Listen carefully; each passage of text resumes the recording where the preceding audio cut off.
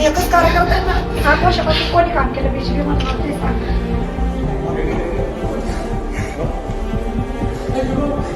राजनीति की बिसात पर जब मोहरे पिटते हैं तो दर्द सिर्फ हार का नहीं बल्कि उस उम्मीद के टूटने का होता है जिसे सालों तक पाला गया हो।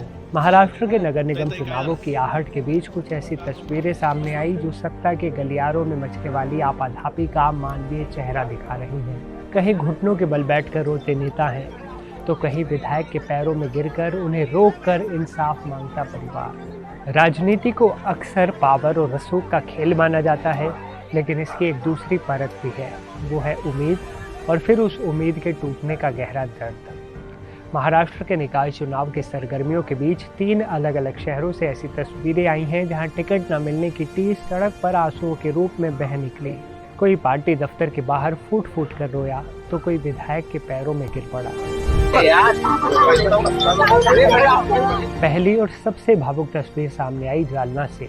यहाँ की राजनीति में उस वक्त हड़कंप मच गया जब नामांकन के आखिरी दिन एक महिला उम्मीदवार का सब्र टूटा। ये महिला उम्मीदवार कांग्रेस छोड़कर सिर्फ इस वादे पर बीजेपी में आई थी कि इन्हें टिकट मिलेगा, लेकिन जब लिस्ट आई और नाम गायब मिला तो उनका गुस्सा 7वें आसमान पर पहुंच गया।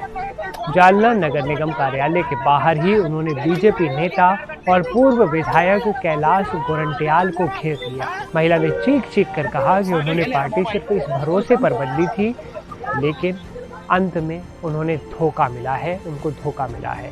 बेबसी ऐसी थी कि वो महिला नेता पूर्व विधायक के पैरों पर गिर पड़ी और लिपट कर रोने लगी। वहां मौजूद सुरक्षाकर्मी और कार्यकर्ता भी स्तब्ध रह गए।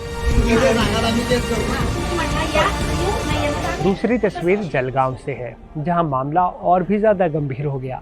यहाँ टिकट कटने का दर्द सिर्फ एक उम्मीदवार तक सीमित नहीं रहा, बल्कि पूरा परिवार ही सड़क पर उतर आया।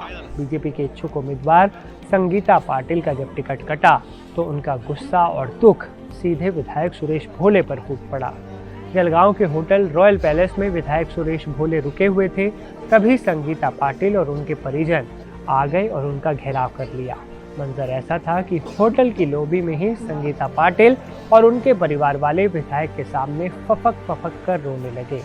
परिवार ने विधायक पर सवालों की बौछार भी की कि आखिर मेहनत करने के बाद भी उनके साथ ऐसा क्यों हुआ, क्यों उनका टिकट कटा।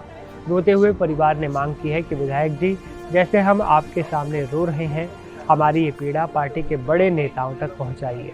काफ़ी देर तक होटल में अफरा तफरी मची रही और विधायक महोदय बेबस होकर बस उन्हें शांत कराने की कोशिश करते दिखाई दी।